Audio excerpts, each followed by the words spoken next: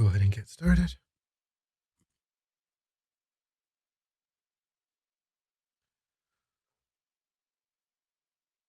Let's start by bringing our attention to how we are seated, to our posture,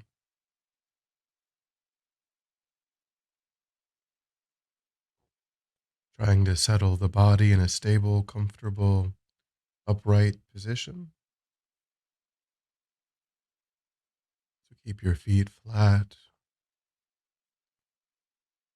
and really try to think about your back, keeping your back straight, your torso open, not relying on a backrest, not slouching or leaning, trying to hold the body upright while also allowing the body to settle, to relax, finding that balance.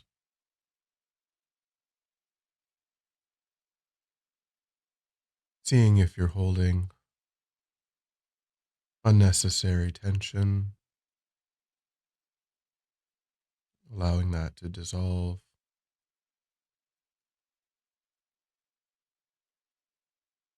relaxing the jaw and the neck and the shoulders.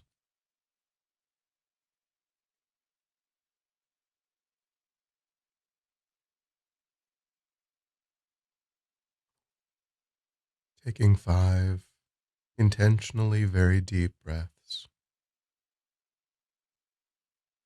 fully extending the abdomen each time.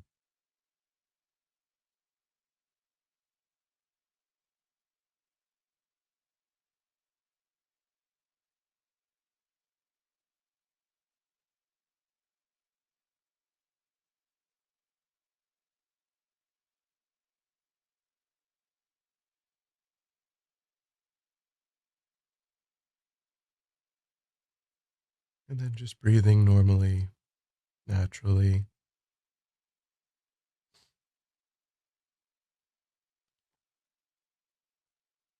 pulling back your attention, your engagement with everything around you.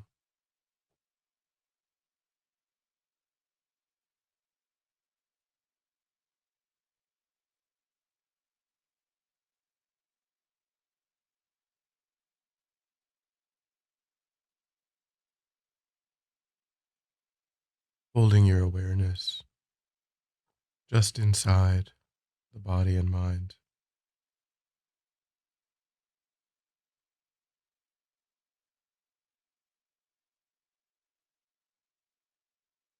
letting go of thoughts of the past, plans of the future, worries, resentments. Give yourself the instruction to only attend to the physical sensation of the air as it passes into and back out of the nostrils. Noticing quickly again and again when something that isn't that arises in the mind, and just letting it go, coming back to that physical sensation.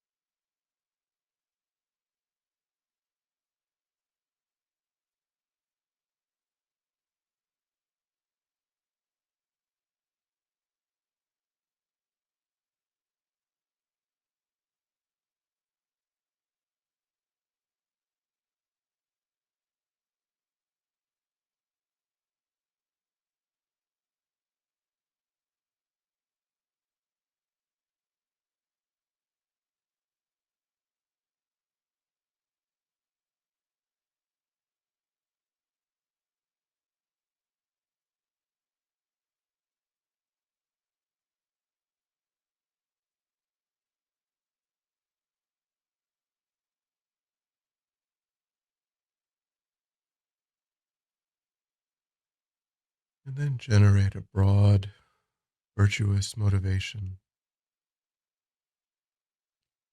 for your effort,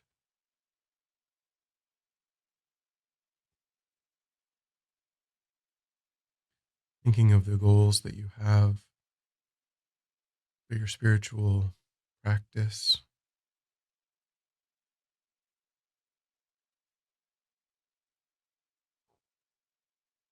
and thinking how achieving those goals is of benefit to countless other sentient beings.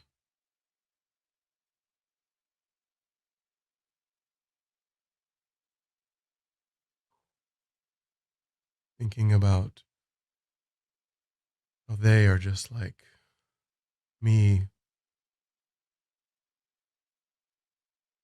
in always wanting to be free of even the smallest of sufferings and wanting to achieve even the smallest of happinesses.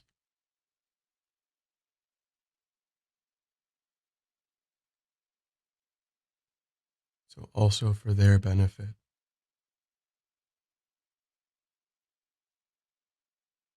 we engage in our virtuous actions.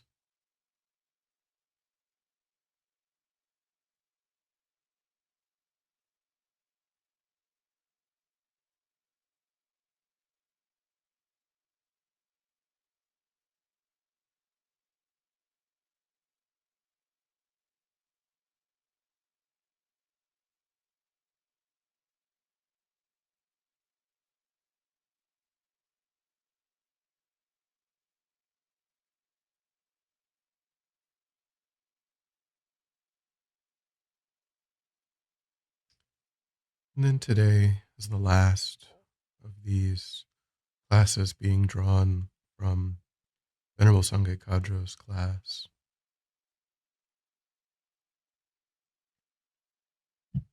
So the material for today is to go more in depth in a way on refuge.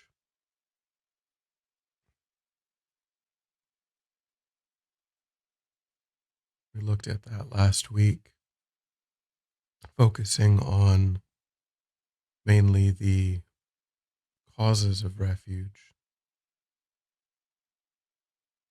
a mind of concern about one's existential status, the uncertainties, the dangers of cyclic existence, and how that leads one to be motivated to turn toward a valid and genuine source of protection. And then with a mind of confidence in enlightened minds, in the methods given by enlightened minds, and then in the community of practitioners who've very deeply integrated those methods, the Buddha, the Dharma, and the Sangha, as what really can provide that source of protection.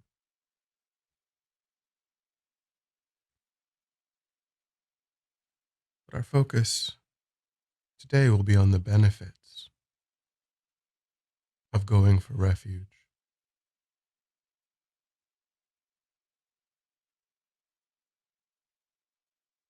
So, the first benefit is that we become a follower of the Buddha.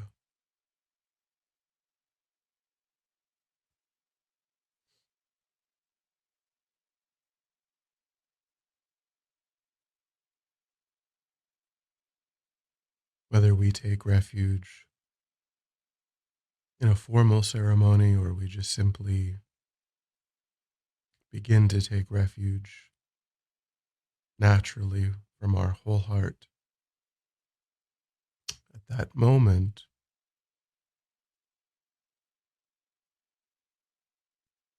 We're part of the lineage that the Buddha established.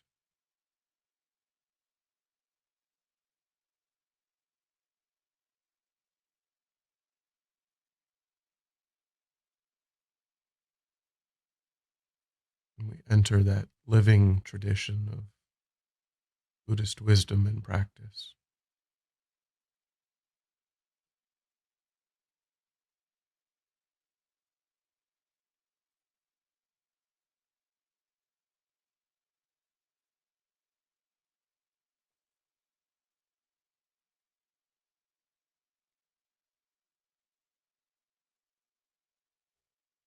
The second benefit is that it establishes the foundation for all other vows.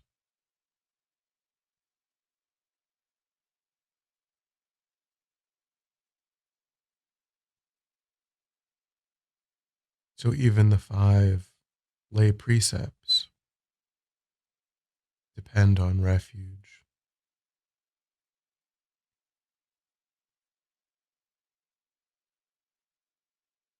The eight Mahayana precepts depend on refuge.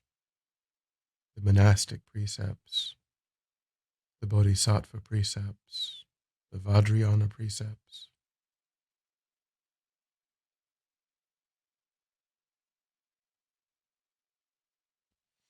All of these skillful vehicles given to us by the Buddha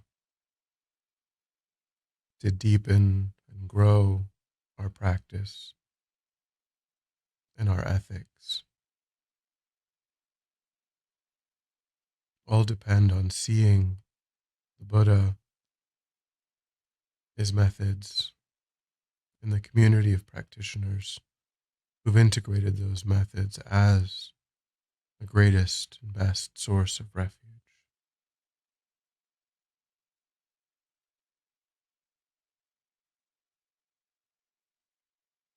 So, with these two, just spend a moment thinking about what your practice has meant to you,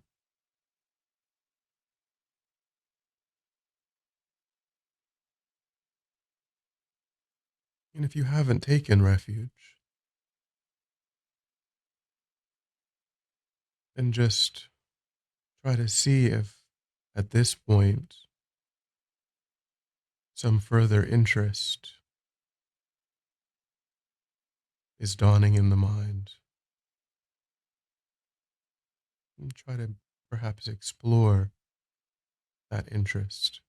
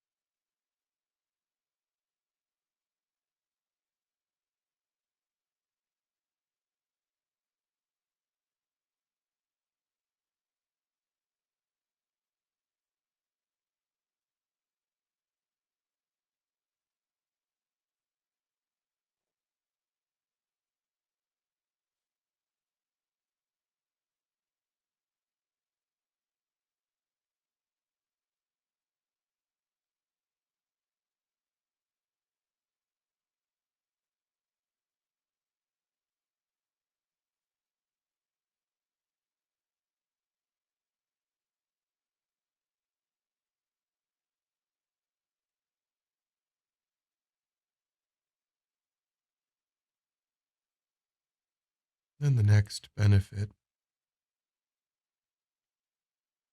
is that it helps us to purify our negative karma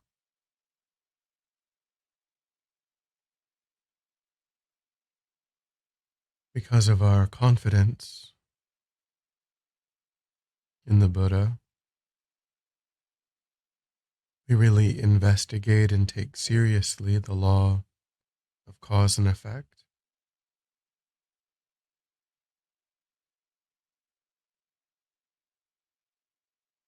and that we see that everything that we think and that we say and that we do matters.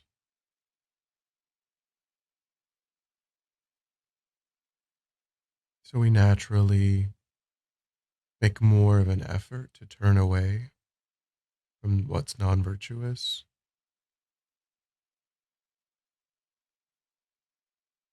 And we understand that the Buddha also gave methods to purify existing non virtue.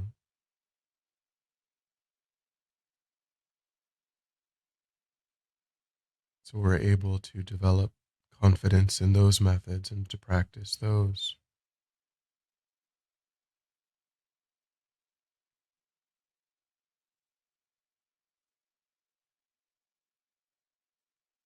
And then the fourth is that we quickly accumulate positive potential or merit.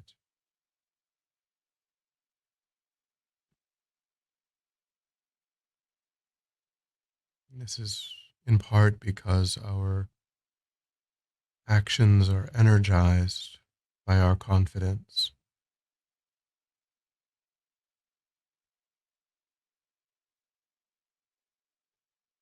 We see again that no matter how small the positive action, we want to try to engage in it.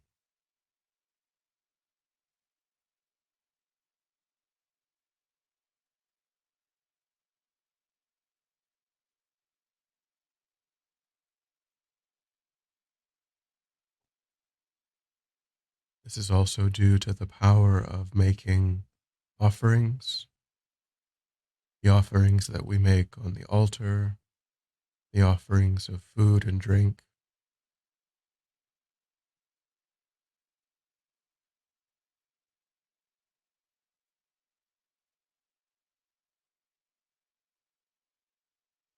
So think about how in your own life you engage in methods to purify and abstain from negativities, and how you find ways of accumulating positive energy.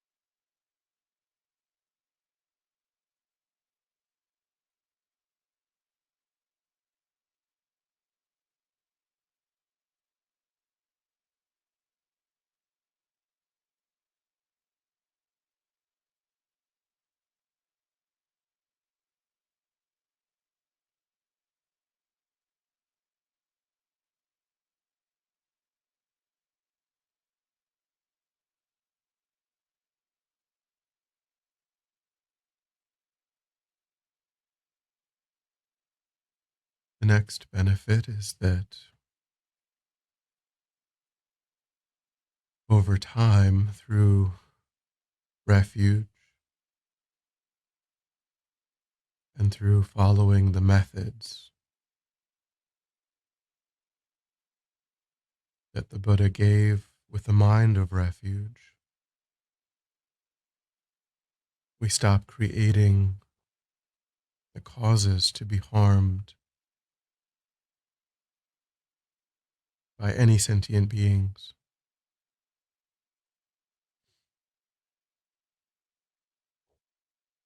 By understanding karma, by purifying, by engaging in virtue, we start to shift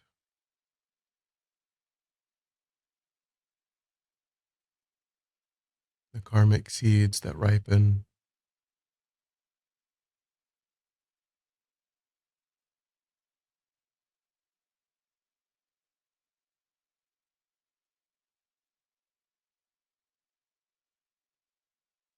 and the extension of that is the sixth benefit. We start to close the door to the lower realms.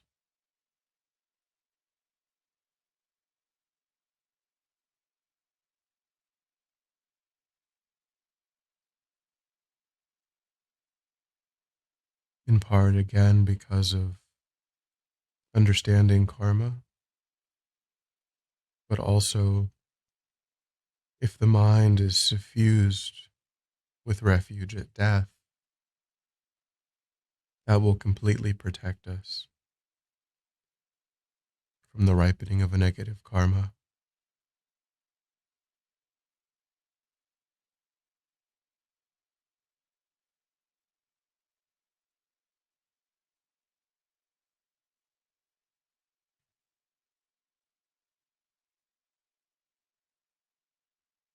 So pause here and focus on this aspect of refuge, how it's a solution to those dangers, those pitfalls of samsara.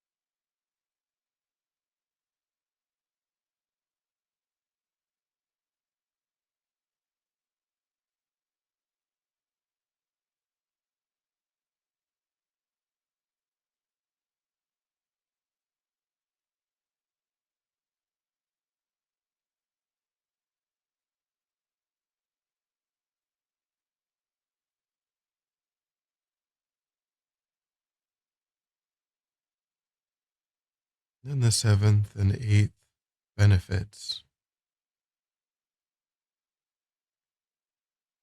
are that we will quickly achieve all of our virtuous goals and aspirations up to and including full enlightenment.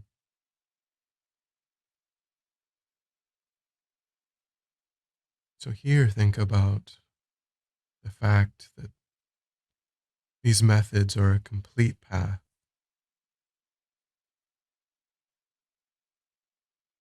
Nothing is left out.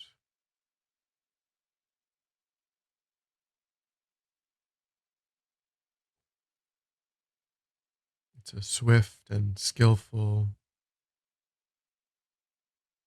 complete body of knowledge, wisdom, instruction for reliably following in the footsteps of the Buddha.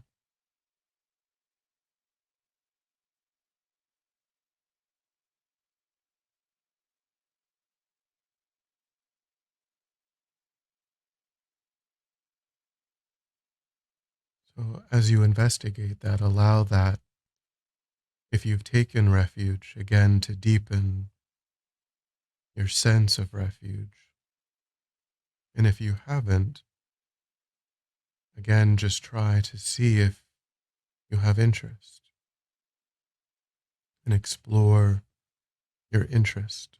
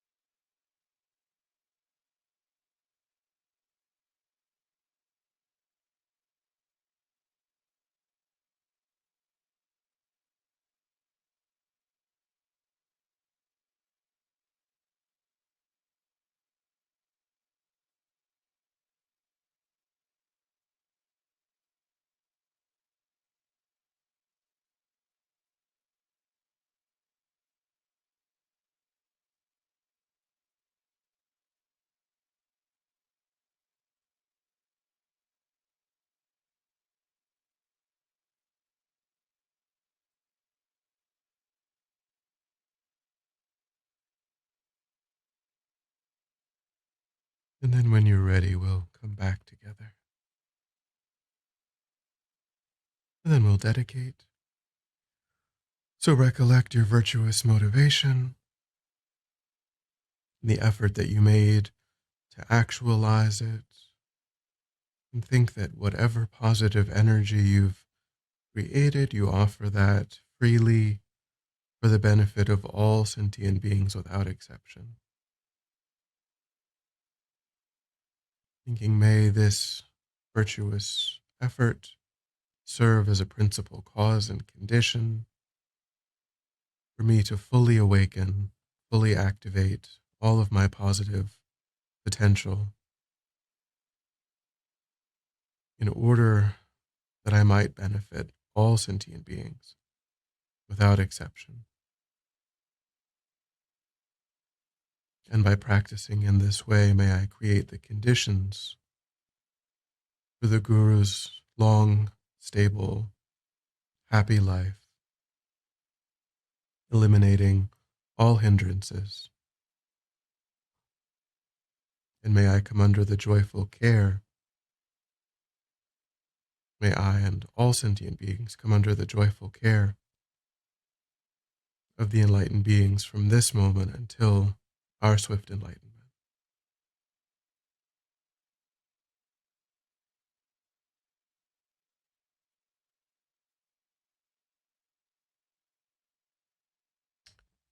Thank you.